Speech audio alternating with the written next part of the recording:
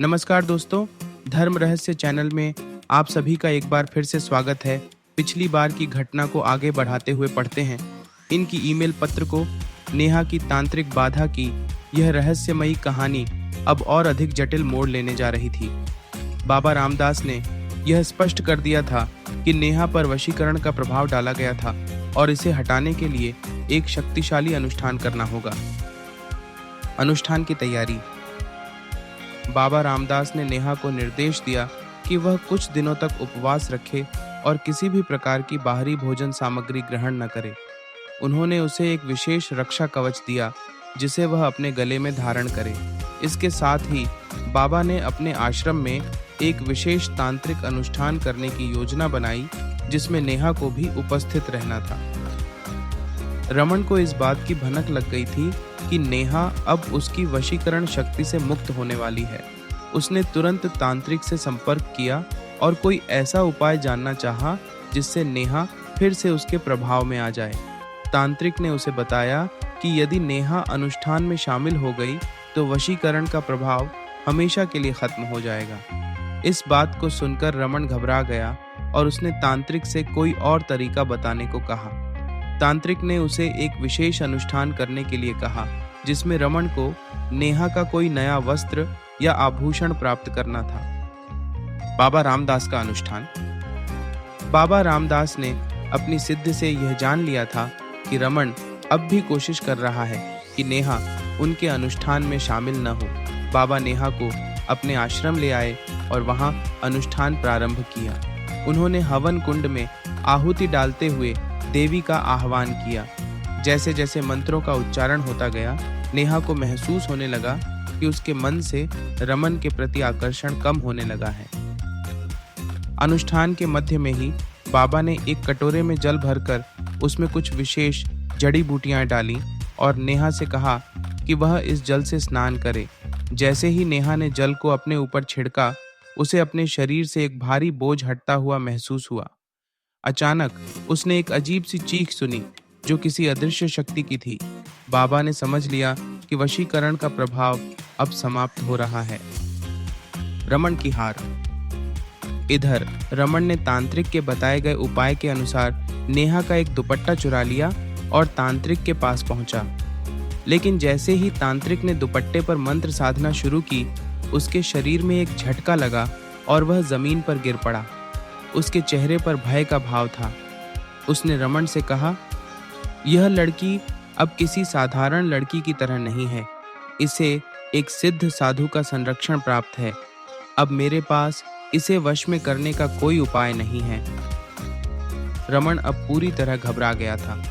उसने कई बार नेहा को फोन करने की कोशिश की, लेकिन उसने उसका नंबर ब्लॉक कर दिया था।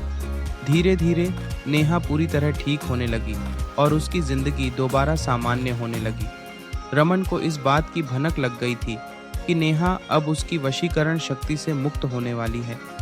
उसने तुरंत तांत्रिक से संपर्क किया और कोई ऐसा उपाय जानना चाहा जिससे नेहा फिर से उसके प्रभाव में आ जाए। तांत्रिक ने उसे बताया कि यदि नेहा अनुष्ठान में शामिल हो गई तो वशीकरण का प्रभाव हमेशा के लिए खत्म हो जाएगा। इस बात को सुनकर रमन घबरा गया और उसने तांत्रिक से कोई और तरीका बताने को कहा। तांत्रिक ने उसे एक विशेष अनुष्ठान करने के लिए कहा जिसमें रमन को नेहा का कोई नया वस्त्र या आभूषण प्राप्त करना था। रमन का नया प्रयास। रमन ने इस बार और अधिक गहरी तांत्रिक क्रिया कराने का निर्णय लिया। उसने नेहा के अंदरूनी वस्त्र, नेकर और बनियान चुराकर एक और शक्तिशाली तांत्रिक के पास पहुंचाया। यह तांत्रिक, जो पहले वाले से भी अधिक खतरनाक था, श्मशान साधना में सिद्धि प्राप्त कर चुका था। उसका गुरु एक प्राचीन अघोरी था जिसने कई तांत्रिक क्रियाएं श्मशान में रहकर पूरी की थीं। इस तांत्रिक ने रमन को चेतावनी दी कि यह साधना अत्यंत शक्तिशाली होगी और यदि कुछ भी गलत हुआ तो उसका प्रभाव रमन पर भी पड़ सकता है। रमन ने बिना सोचे समझे हामी भर दी। तांत्रिक ने नेहा के वस्त्रों को श्मशान में ले जाकर वहां रात भर साधना करने का निश्चय किया। उसने श्मशान की चिता की राख लेकर कुछ विशेष जड़ी बूटियों और रक्त से मिश्रण तैयार किया और नेहा को पूरी तरह वशीभूत करने की साधना शुरू कर दी। श्मशान साधना और रहस्यमयी घटनाएं। जिस रात यह साधना की जा रही थी, उसी समय नेहा को भयानक सपने आने लगे। उसे लगा जैसे वह किसी अंधेरी जगह में कैद है, जहां हर ओर तंत्र मंत्र के स्वर गूंज रहे हैं। अचानक उसे ऐसा लगा कि कोई अदृश्य शक्ति उसे जकड़ने की कोशिश कर रही है। दूसरी ओर तांत्रिक की साधना के दौरान श्मशान में अजीब घटनाएं होने लगी। हवा अचानक तेज हो गई, चिता की आग अचानक भड़क उठी और वहां उपस्थित कुछ अन्य अघोरी डरकर पीछे हट गए। तांत्रिक ने मंत्र जाप तेज कर दिया, लेकिन तभी उसे ऐसा लगा जैसे कोई अदृश्य शक्ति उसे रोकने की कोशिश कर रही हो। बाबा रामदास का आभास। इधर बाबा रामदास को अनुष्ठान के दौरान यह आभास हुआ कि कोई और भी नेहा पर तांत्रिक क्रिया कर रहा है। उन्होंने तुरंत नेहा को अपने पास बुलाया और उसे एक विशेष रक्षा मंत्र दिया। साथ ही उन्होंने आदेश दिया कि वह इस रात किसी भी हाल में अकेले न रहे। अब सवाल यह था कि क्या तांत्रिक की साधना सफल होगी? क्या नेहा फिर से उसके प्रभाव में आ जाएगी या बाबा रामदास उसे बचा लेंगे? और रमन का क्या होगा, जो इन तंत्र शक्तियों के अज्ञात जाल में फंस चुका था? तांत्रिक साधना का प्रबल प्रभाव। श्मशान में तांत्रिक की साधना अपने चरम पर थी। चिता की लपटें ऊंची उठने लगीं और वातावरण में एक अजीब सी ऊर्जा प्रवाहित हो रही थी। तांत्रिक ने मंत्रों का जाप और तेज कर दिया। उसके चारों ओर काले कपड़े पहने हुए कुछ अन्य तांत्रिक खड़े थे, जो इस अनुष्ठान में सहायता कर रहे थे। रमन यह सब देखकर अचंभित था। उसने तांत्रिक से पूछा, क्या अब नेहा मेरे वश में आ जाएगी? तांत्रिक ने आंखें बंद करके ध्यान लगाया और फिर धीमे स्वर में बोला, अब भी नहीं। इस अनुष्ठान को पूर्ण करने के लिए अंतिम चरण बचा है। तुम्हें नेहा के घर जाना होगा और किसी भी प्रकार से उसे लाल रंग की चूड़ियां पहनाने का उपाय करना होगा। यह वशीकरण साधना का सबसे महत्वपूर्ण भाग है। अगर वह इन्हें पहन लेगी तो उसके शरीर और मन पर पूरी तरह से तुम्हारा नियंत्रण होगा। नेहा पर तांत्रिक प्रभाव की शुरुआत। दूसरी ओर नेहा इस रात बहुत बेचैन थी। उसके मन में अजीब अजीब विचार आ रहे थे। उसके शरीर में एक अजीब सी गर्मी महसूस हो रही थी और उसकी आंखें अपने आप बंद हो रही थीं। उसने अपने शरीर पर एक अदृश्य स्पर्श महसूस किया, जिससे वह घबरा गई। रात के अंतिम पहर में उसने एक सपना देखा, जिसमें वह किसी अनजान जगह पर खड़ी थी। सामने एक विशालकाय काली परछाई थी, जो उसकी ओर बढ़ रही थी। वह चाहकर भी हिल नहीं पा रही थी। अचानक उसकी आंखें खुल गईं और उसने देखा कि उसकी हथेलियों पर अजीब से काले निशान बन गए थे। बाबा रामदास का हस्तक्षेप। नेहा ने तुरंत बाबा रामदास को फोन किया और उन्हें अपने सपने और शरीर पर बने निशानों के बारे में बताया। बाबा रामदास समझ गए कि कोई शक्तिशाली तांत्रिक उसके ऊपर गुप्त अनुष्ठान कर रहा है।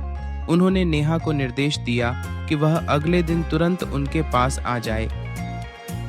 बाबा रामदास ने अपनी शक्तियों से नेहा की ऊर्जा का परीक्षण किया और पाया कि इस बार साधना बहुत गहरी थी। उन्होंने अपनी आंखें बंद की और ध्यान लगाया। कुछ क्षणों के बाद उन्होंने नेहा से कहा, कोई बहुत ही खतरनाक तांत्रिक श्मशान साधना से तुम्हें अपने वश में करने की कोशिश कर रहा है। अगर इसे तुरंत रोका नहीं गया तो तुम्हारी आत्मा धीरे धीरे कमजोर हो जाएगी और तुम्हारे मन पर किसी और का पूरा नियंत्रण हो जाएगा। रमन की आखिरी चाल। रमन को तांत्रिक ने निर्देश दिया कि वह किसी भी हालत में नेहा को लाल चूड़ियां पहनाए। अगले दिन वह नेहा के ऑफिस गया और उसे लाल चूड़ियों का एक गिफ्ट दिया। नेहा ने उसे स्वीकार तो कर लिया, लेकिन उसके मन में कुछ अजीब सा महसूस हुआ। शाम को जब नेहा घर पहुंची और उसने उन चूड़ियों को पहनने की कोशिश की, तो अचानक उसे ऐसा महसूस हुआ जैसे कोई अदृश्य शक्ति उसे रोक रही हो। जैसे ही उसने चूड़ियां अपने हाथ में ली, कमरे की सारी बत्तियां झपकने लगीं और तेज हवा चलने लगी। तांत्रिक साधना का प्रतिकार। उसी समय बाबा रामदास ने अपने आश्रम में एक रक्षा अनुष्ठान शुरू किया। उन्होंने कुछ विशेष तंत्र मंत्रों का उच्चारण किया, जिससे तांत्रिक का प्रभाव धीरे धीरे कम होने लगा, लेकिन यह आसान नहीं था। श्मशान में तांत्रिक को तुरंत इस बात का आभास हो गया कि कोई उसकी साधना को बाधित कर रहा है। उसने गुस्से में आंखें खोलीं और जोर से चिल्लाया, "ये कौन है जो मेरी साधना को भंग कर रहा है?" लेकिन उसकी शक्ति धीरे धीरे कमजोर पड़ने लगी। तांत्रिक का प्रतिशोध। तांत्रिक ने गुस्से में एक नया अनुष्ठान शुरू किया। उसने एक बलि देने का निर्णय लिया ताकि उसकी शक्ति फिर से जागृत हो सके। उसने एक काले मुर्गे को बलि दी और अपने मंत्रों का उच्चारण और तेज कर दिया। बाबा रामदास ने महसूस किया कि तांत्रिक ने अपना अंतिम दांव खेल दिया है। उन्होंने तुरंत नेहा को बुलाया और उसे एक विशेष रक्षा कवच दिया, जिसे पहनने के बाद कोई भी नकारात्मक ऊर्जा उस तक नहीं पहुंच सकती थी। इसी बीच रमन भी अपने मकसद में पूरी तरह से खो चुका था। उसने खुद को पूरी तरह तांत्रिक के हवाले कर दिया और एक ऐसा अनुष्ठान करने की ठानी जिसमें उसे भी श्मशान साधना करनी पड़ी। अब सवाल यह था कि क्या बाबा रामदास इस बार भी नेहा को बचा पाएंगे? क्या तांत्रिक का यह नया अनुष्ठान सफल होगा?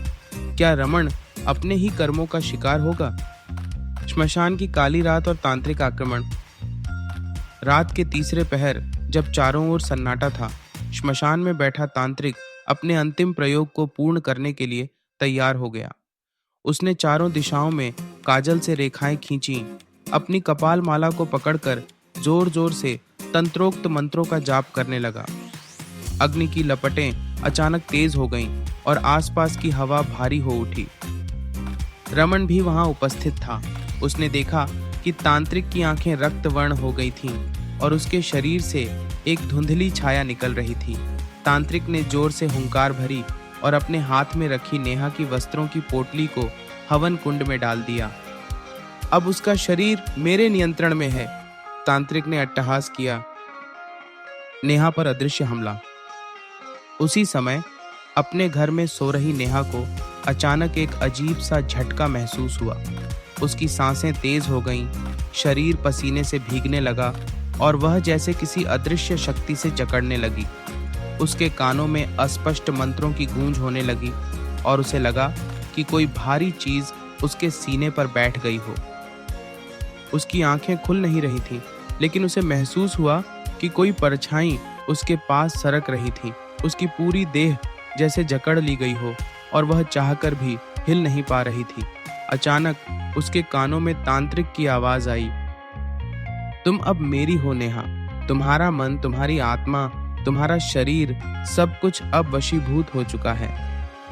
नेहा के भीतर अजीब सी घबराहट बढ़ने लगी। उसे महसूस हुआ जैसे कोई अदृश्य हाथ उसके शरीर को स्पर्श कर रहा हो। वह चीखना चाहती थी, लेकिन उसकी आवाज जैसे गले में अटक गई हो। बाबा रामदास की तांत्रिक शक्ति का प्रभाव।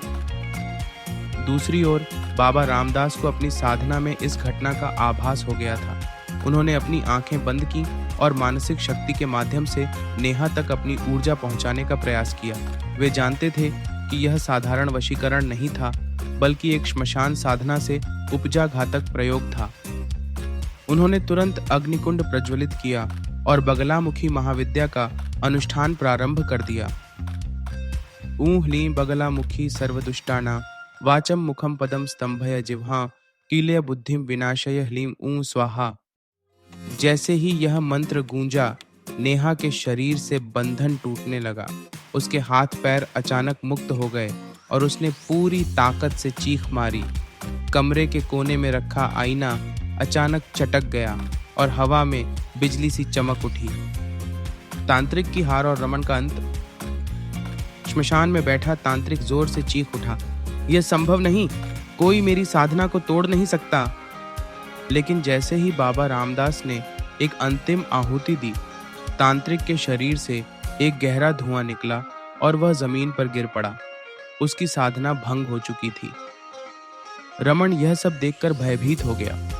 उसने तांत्रिक को उठाने की कोशिश की, लेकिन उसकी आंखें सफेद पड़ चुकी थीं और उसका शरीर निष्प्राण था। रमन भागने की कोशिश करने लगा, लेकिन तभी हवा में एक अदृश्य शक्ति प्रकट हुई और उसे जमीन पर पटक दिया। बाबा रामदास ने नेहा के घर से उसकी रक्षा के लिए एक विशेष कवच भेजा था, जिससे तांत्रिक ऊर्जा पलटकर रमन को ही जकड़ने लगी। नेहा की मुक्ति और नई शुरुआत। अगली सुबह नेहा पूरी तरह स्वस्थ थी। उसे पिछली रात की घटनाओं की हल्की हल्की याद थी, लेकिन वह यह समझ चुकी थी कि कोई उसे वश में करने की कोशिश कर रहा था। उसने बाबा रामदास को धन्यवाद दिया और संकल्प लिया कि वह अब अपने जीवन में आध्यात्मिक शक्ति को और मजबूत बनाएगी। रमन का कोई अता पता नहीं था।